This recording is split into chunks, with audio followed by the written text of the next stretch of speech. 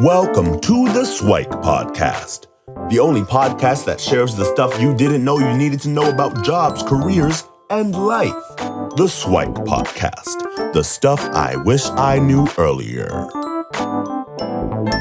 Hi, everyone, and welcome to the SWIKE Stuff I Wish I Knew Earlier podcast. We're here again with one of our guest hosts, Dylan. How you doing, Dylan? I'm good. How you doing? I'm phenomenal as always. So, Dylan, for those that watched the last episode and hopefully you take a look at his origin episode, I guess, he comes to us with a background in, I guess, mental training. So he's an athlete himself, junior national champion in Taekwondo, and he's taken a lot of the things that he's learned over the years and now is helping athletes become more successful, mostly on the mindset side. And now he's actually venturing more to help business professionals. And I thought it would be interesting to have a conversation of how a lot of the mental training, the toughness, the techniques can be applied also in a business or a tech world or just in the career working space. And you don't have to be a professional athlete in order to take what he does and apply. You could be kind of anyone. So if we were to think about someone that would probably benefit most from this training, so probably a business professional, maybe in senior leadership, looking to, I don't know, move up the ranks, or what would be the type of person that would benefit most for your type of mental training on the business or the tech side? Mm-hmm.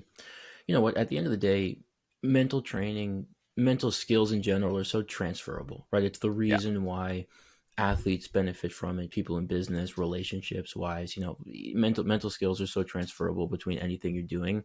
On the business side, I think there are a bunch of different demographics I think that can probably get the most benefits. I think number one would be entrepreneurs, right? People that are managing a lot of juggling a lot of balls at the same time in the air and trying to manage those things and be a little bit more goal oriented and focused. And, the motivation and drive might be there, but it's adding a little bit more structure to the mix. I think that's, one type of person that, sees a lot of benefits from that. I think another person, like you said, upper leadership management, especially like those C-suite positions when you're responsible now for managing a team, you have different deadlines that you're responsible for and managing all those different variables at the same time. That's another kind of great place to tap into.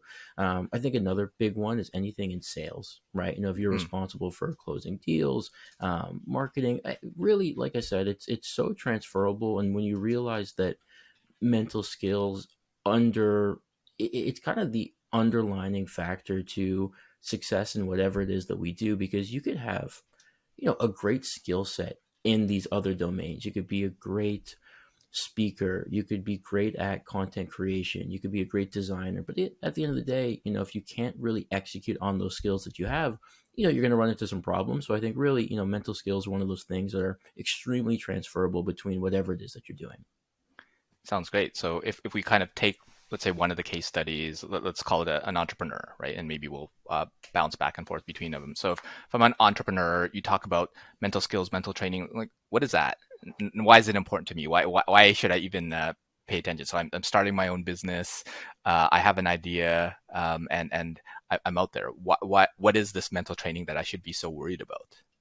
Yeah, you know what? There's a reason why, and I don't know what the statistic is, if it's like 90% or how many, entrepreneurs fail after kind of 1 year, right? And what are the goals that we're typically setting as an entrepreneur? We're looking for more clients. We're looking to make sales. We're looking to develop whatever the product is. It's very much so kind of results, outcome-based thinking, right? I need X, Y, and Z to prove my success.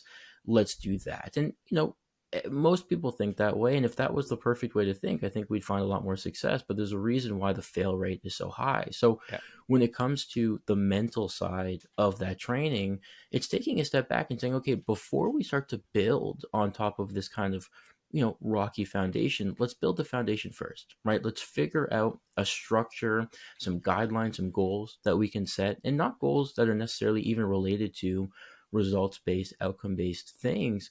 Goals for, things like, I want to be able to develop my speaking abilities so that when I'm talking to potential clients, so I'm able to convey myself appropriately and get the message across without kind of rambling and saying things that are too long. I want to be able to be succinct, little things like that. right? Being able to focus on micro goals day to day, because it doesn't matter how big, your aspirations are for the end of the year or for your 5-year plan or whatever it is. People like to think like really long, right? My Sure. 10-year plan is this.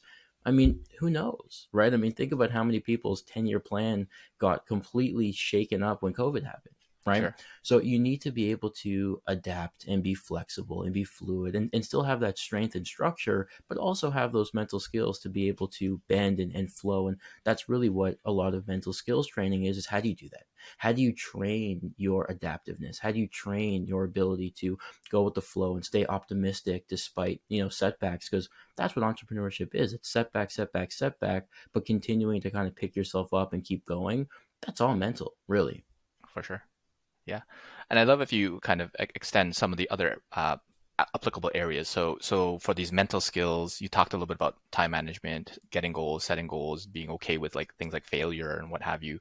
You talked a little bit about communication, like presenting yourself, connecting with folks. Are there like 2 or 3 others that you'd also kind of see very prevalently in the folks that you deal with that are very common for you to work and help folks through? Yeah, I think another big one in terms of different kind of pillars to mental skills is self-talk and positive Mm, self-talk. I think it's easy to, and this is for anybody. This isn't just kind of people in business. It's easy to be critical of ourselves, right? When something doesn't work, you think, man, maybe I'm no good at this. Maybe there's something wrong with me. Why can't I do this? This sucks, right? And it's understanding that even you just thinking those thoughts, it's contributing to the problem that's there, right? mm, How can we reframe things and restructure things in a way that keeps us optimistic, keeps us positive, keeps us with that motivation to push forward? Positive self-talk, it sounds great, but if you're not actively working on it every day, how are you going to kind of train that muscle the same way you train other things, right? You want bigger biceps, you go to the gym, you lift weights. If you want to be more optimistic, you have to train it, right? You can't yeah, just kind of wake yeah, up and say, I'm going to be an optimist today. So that's another part is, what are the things you're saying to yourself, right? When you hop off a sales call that just doesn't go your way, are you disappointed? Is your head down? Or are you saying, okay, you know what? There's a couple things I can take away from this. The next one I have in 30 minutes, I want to make these quick adjustments. Let's see how it goes. I was close. This is what worked. This is what didn't work. Let's keep at it. That's another big part of it too, is that positive self-talk. yeah. I think that's amazing. And I was talking to someone where he had the contention between positive self-talk. It's like, well, does that mean you're just saying like everything's rainbows and unicorns and the day is awesome? I just lost a client. Oh, that's good. That's amazing. I lost a client. It's like, so we actually adjusted and say, well, instead of calling it positive self-talk, how about we call it optimistic self-talk? Because yes, it actually sucks, but the optimism part is, and it can get better, right? So you address it for where it is, because losing a client or not getting a sale or whatever, that's not great. So you don't want to be positive about that, but you want to be optimistic in the sense that this is what I can do, this is what I can learn from, this is what I can do to get better, which I think is what you addressed in there, which I think is amazing. Yeah, you know what? I totally agree with that point. I think there is a big difference between genuine optimism and delusion. I definitely do believe in this like toxic positivity thing. And here's how I explain it to you. And I think you touched on it perfectly. Let's take a step back and let's look at it from an athlete point of view. Okay. Mm, Athletes deal with injuries a lot, right? Let's say you break your hand, for example. Let's say you're a sure. fighter and you break your hand. Nobody is telling you to say, man, I'm so happy that I broke my hand. This is Yeah, the yeah. best day ever. No, there's no one that would ever think that way. But how do we put a bit of an optimistic spin on it? We say, okay, well, you know what? You got a lot of other tools. And you know what? Maybe the better thing to come out of this, the silver lining, is it's going to force you to develop some other skills that you wouldn't have really put the time into because you never had to, right? So if you love to work that jab with your left hand, but you broke your left hand, maybe it's going to force you to work on maybe switching stances. Maybe it's going Mm, to force you to work on your kicks. Maybe it's going to force you to work on throwing shots from different angles. And guess what?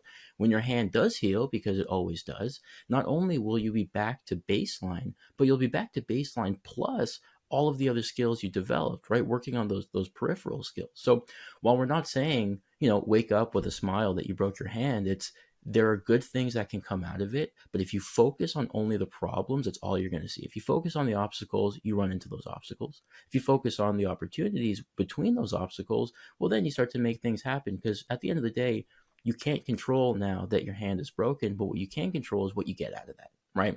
After those Yep. 4 weeks, 6 weeks, 8 weeks, are you going to just kind of be in the same place you were, a little bit behind because you've just been bummed out the whole time? Or were you actively developing the kind of peripheral skills around that now that you're healed, are way better? So it's the same thing in business. Like you said, you're not going to jump for joy when you lose a client, but you can say, you know what? I'm going to take as much out of this experience as I possibly can, so that the next time I face something that looks like this, I'll be better equipped to manage that, which is why that happening sucks in the moment, but I can see it being used for the better as long as I make it better. Right. And that's a very important point, because I mean, not everything's going to be amazing, right? So, but I think what you said about the reframe and the perspective, and less about what it is and why it happened and all that sort of stuff, is more about like, what can you do about it? What will you do about it? I think is very important, because it often translates into some sort of action that you want to take later on. And I love if you are able to share at a high level. So if I were to come to you, I'm a busy entrepreneur, and I have all these things, and I have a bit of that negative self-talk, right? So maybe I'm I don't know, an 8 out of 10 on the negativity scale from a self-talk. How could you work with me to bring it down to a 7, 6, 5, 4? Because it's going to be a journey, right? It's not going to be a switch that's flipped so that I'm automatically a 2. It's going to be exactly like you said in the gym. You work out, you get a little bit stronger, but it's not going to happen overnight. What are some of the things that I could look forward to doing with you, and maybe if you can share a tip or two for folks to do on their own, to get started before they come in and seek out your help.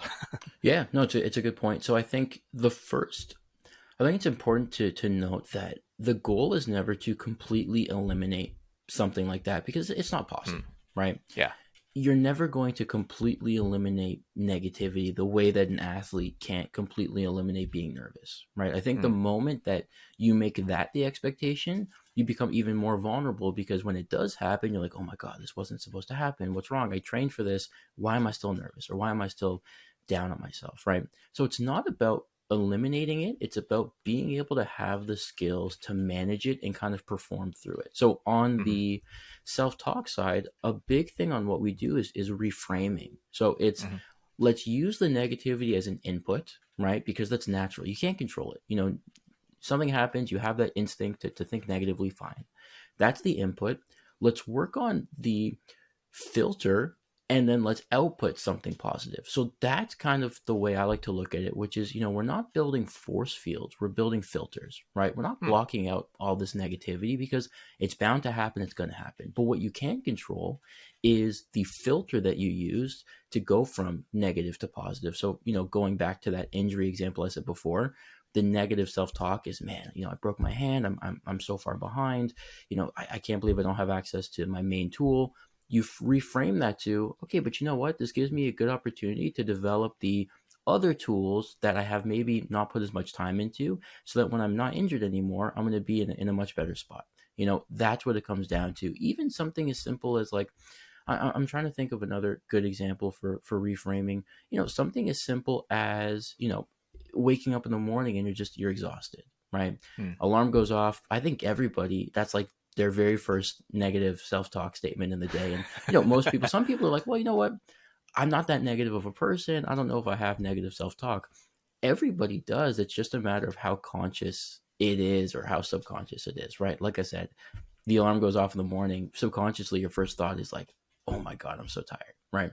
So again, another opportunity to reframe it, to even just saying something as simple as, listen, let me just get up, build the routine of standing up, and I'll feel better. Like the moment I stand up, I'll be okay, and I'll be glad I did it, right? So we're not blocking out negativity. We're just finding ways to filter it, reframe it, turn it into something better. So an activity that we do is writing out all of those different negative self-talk statements that come up during a day, and working one by one on how to reframe. Let's look at kind of the input.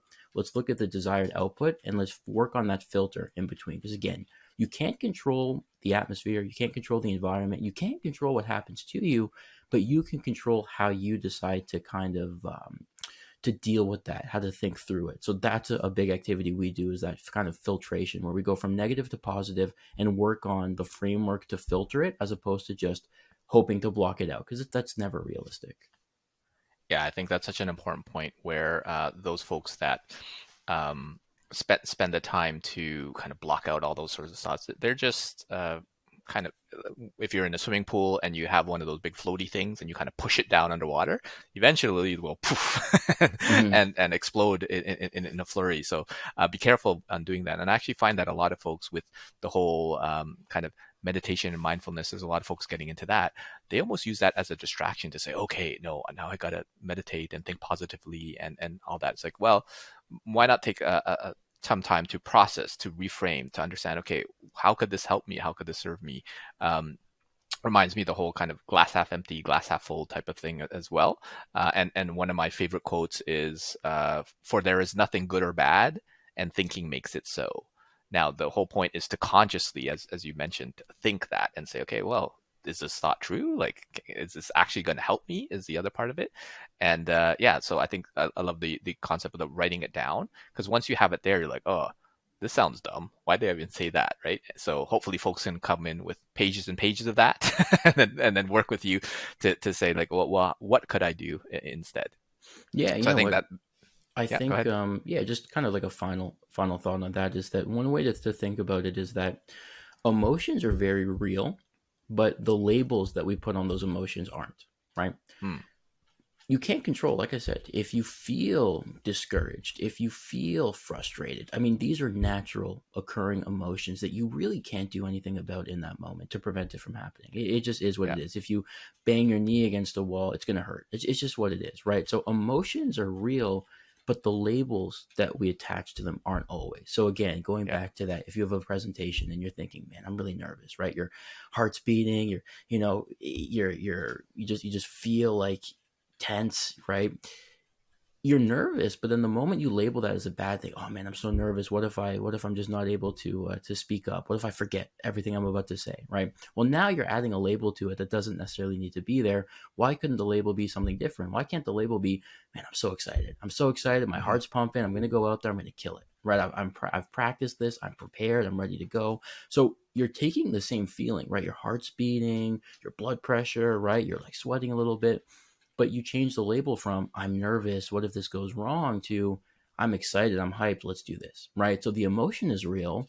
The label is what we change. We're not trying to change the emotion because it's not yeah, natural. We're letting the natural emotion play out just with a different label. And sometimes changing the label goes a long way. for sure. I love what you said about that, where sometimes it's just a simple like adjustment. Nervous equals excited. That's super simple, but oftentimes in the moment, it can be ridiculously hard to do that. So I guess that's where the preparation and thinking about like, what would you want to think instead during this time? And next time you do it, see if you do it. And the goal is not perfection; it's progress, right? To identify these after the fact, and then can you identify them during the fact or at the same time and as quickly as possible? So it used to take you, I don't know, an hour to get through it. Now it only takes you 2 minutes to get through it. That sort of thing can be helpful, but it'll never take you zero because to get rid of those emotions aren't necessarily helpful. And I'm wondering if you can address something like imposter syndrome. So that's something that a lot of folks come to me about on how to deal with it. And I would imagine that your clientele would also do that. It's like, I'm here with so many elite athletes, so many elite people. They're so much smarter than me. They have billion-dollar companies or whatever like that. And it's just little old me. Right? So how might you reframe or help folks with something like imposter syndrome? Yeah, you know what? I think imposter syndrome really stems from just how you view your own identity, and instead of looking outward at other people and comparing yourself to them, bringing the energy back to yourself. So instead of saying, Mm, where do I rank among all these people, really just focusing on yourself and saying, like, what are the skills that I have that, allowed me to be here in the first place, right? Even if you're in a room of like very, very successful people and you feel like, man, I haven't achieved any success to even like mm, look at these people, breathe the same air as them, you have to go back to yourself and say, okay, well, like, who am I? What even got me here? I mean, listen, the fact that I'm standing in this room must be a win. There's a lot of people that, would be honored just to kind of be in this atmosphere. The fact that I'm here, whether it was because you were proactive, you got a ticket or whatever, if it's a conference, you found a way, that's a great thing, right? So you might not have like the experience that other people have or the perceived wisdom that other people have. And it's about, instead of saying, I'm not at that level, I don't deserve to be here. It's, man, I've got so much space to grow and to learn. Like, this is the best place for me. And again, it's funny. It goes back to that self-talk, right? Because we're changing that self-talk from, I am the lowest member of the totem pole here, I don't deserve to be here, which gets flipped into, I have the most to learn at anybody here. I am actually going to get the most value out of this because everybody else has already been there, done that. I haven't yet. There's no better place for me to be than this. And then again, going back to your own skill set, but what am I good at, right? All these people, I know what they're good at.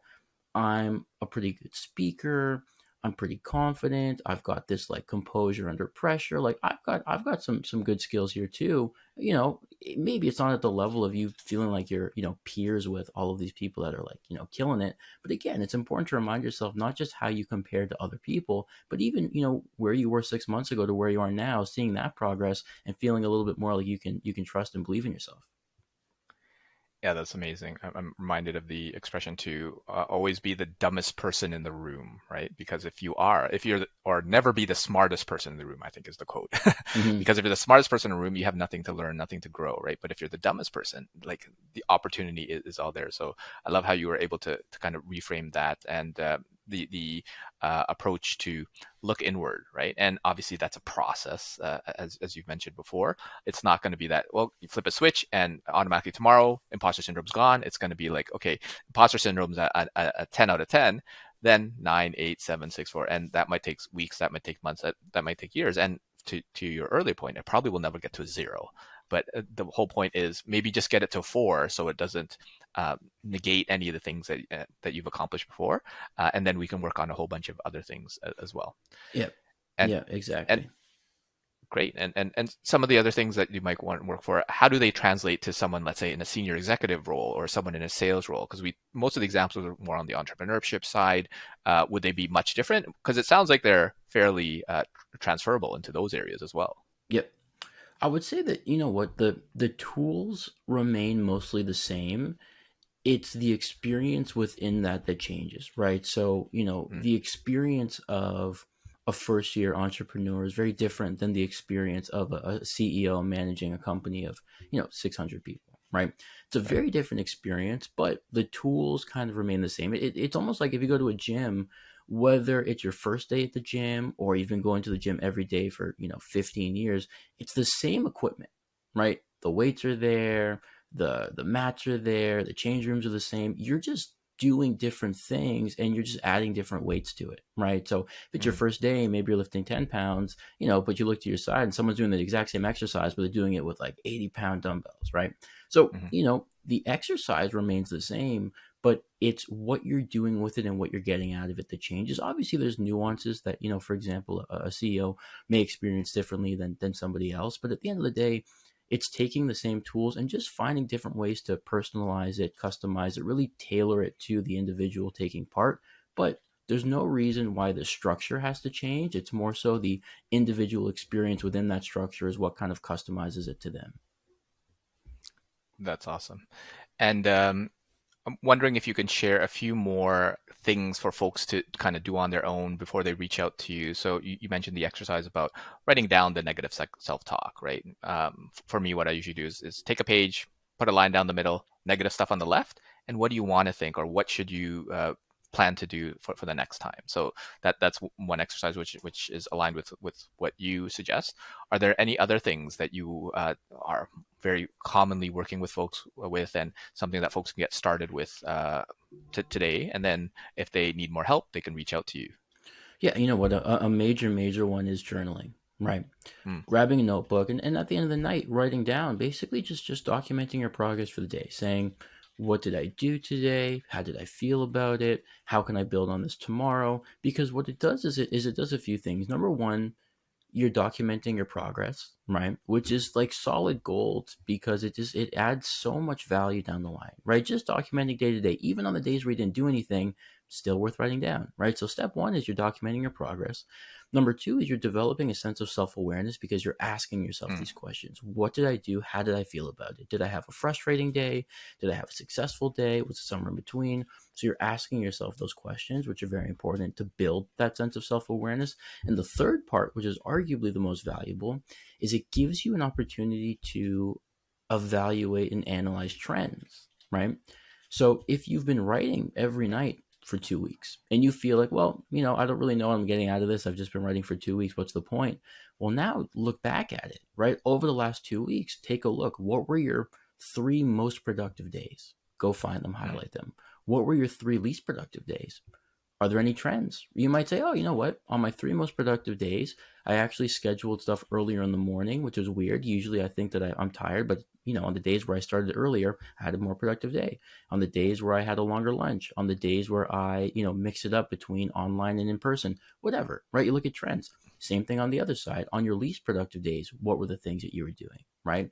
Did you spend more time on your phone? Were you playing Xbox in the middle of the day, right? Like stuff like that. And you can only get to that point once you've collected the information, right? So, and I feel like I've said this to you before, but one of my favorite quotes is that you have to collect the dots to connect the dots, right? You have to gather the information before you look at it and analyze the trend. So even on a day-to-day, when you're writing in this journal and you're writing about what you did, how it felt, ways to build on it, there's going to be some inherent value just from doing it as a one-off. But the real true value comes after a week or 2 weeks or a month or 6 months, where you can look back, look at all that data that you've collected, look at the trends, and from there you're able to optimize what you're doing. Because at the end of a year, imagine all of that information you have. If you can outline really the ingredients of your most productive days and strive to just do that every day, exponential growth, because now you're going to cut through a lot of that noise and a lot of that kind of stuff that wasn't too helpful, and you're able to optimize yourself, be way more productive. And that's something that you did for yourself just by documenting.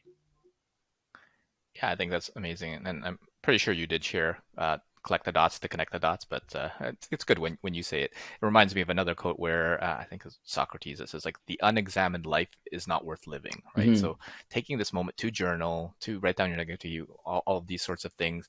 And I love what you said about the self-awareness part as well, because at the very least, like, you get to spend some time with yourself and get to know a little bit more about yourself, which arguably is the most important person to get to know, and maybe a few minutes to actually feel and understand your emotions, because sometimes people think and they're angry or they're sad or whatever, but what kind of angry? Is it really angry, frustrated, or just annoyed or pissed off, right? So because there's different levels of those, and sometimes like you said about the labels, right? If you can adjust or temper, like, were you really angry or were you just a little bit annoyed? Right, there's a very different sense of energy between the two, and if you can adjust or even downplay some of it, or even increase it, say, you know what, I have every right to be angry. Just acknowledge that as well. And I think journaling is definitely a great opportunity to do that. So I think there's a lot of amazing tips. Are there a few other takeaways that you'd want to have and share with folks who want to work with someone like yourself to be able to help with their mindset, their mental toughness in the business or tech world? Are there any other key takeaways or things to think about as folks become interested in this area?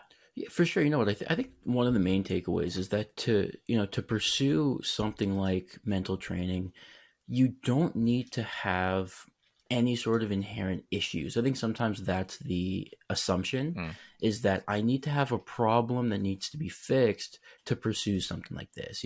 What if I'm already confident? What if I'm already motivated and driven and mentally tough? Maybe I don't need something like this. And I would actually argue the opposite, which is that the people that come into something like this with a higher baseline of toughness and drive and motivation actually get way more out of something like this because of the foundation that's already there, right? If you think about it, if you already have a toughness and a drive naturally, right, without it being trained, imagine how much you can elevate that with the right training, right? It's like being naturally athletic, but you've never gone to a gym, you've never worked out. Imagine how strong you could get with that base, right? Of course, there's people that have direct things they want to work on, whether it's the negative self-talk, whether it's the structure and being goal-oriented. Of course, there's definitely room to come into this with things that you definitely want to address.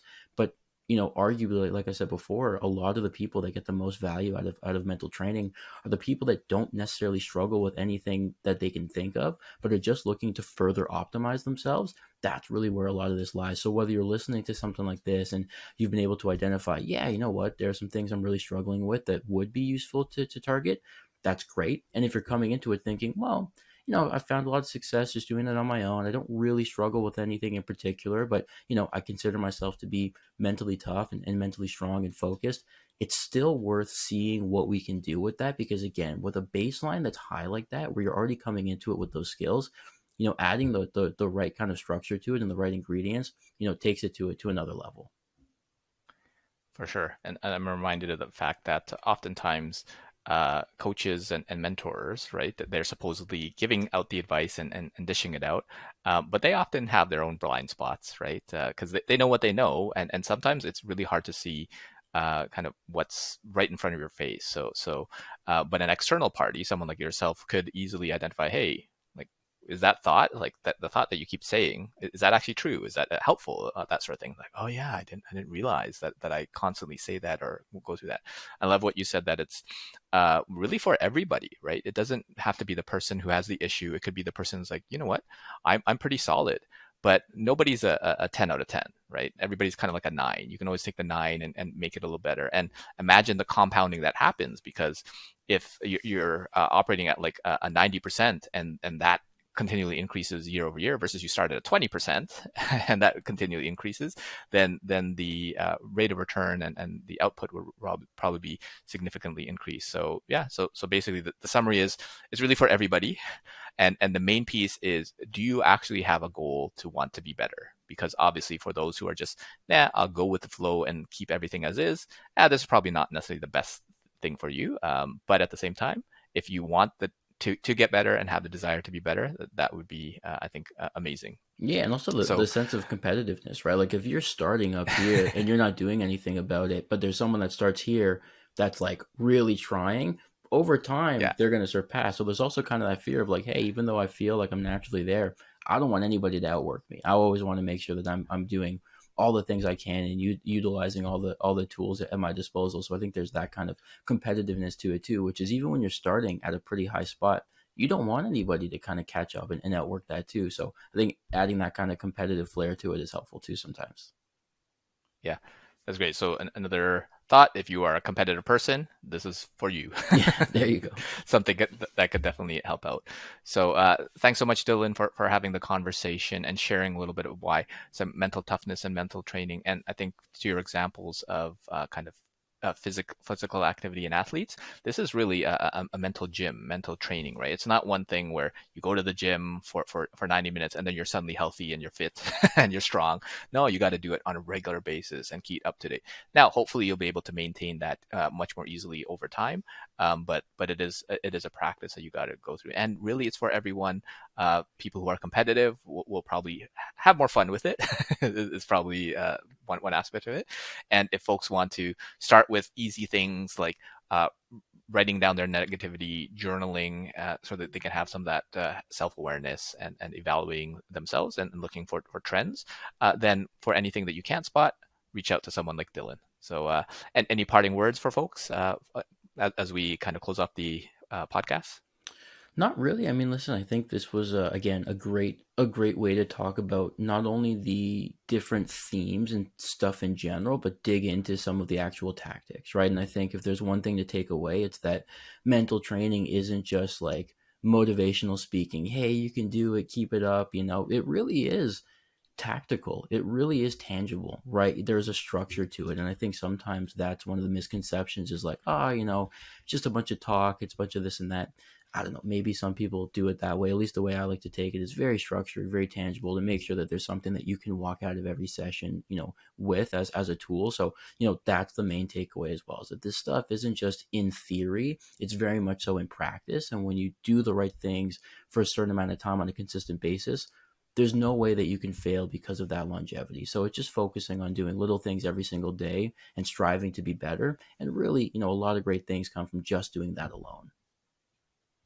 Sounds good. whenever you take knowledge and put it into practice, it's that much more beneficial. So thanks so much, Dylan, for sharing your wisdom, and hopefully we'll have you back for a future episode. Yes, sir. Thanks a lot. This was great.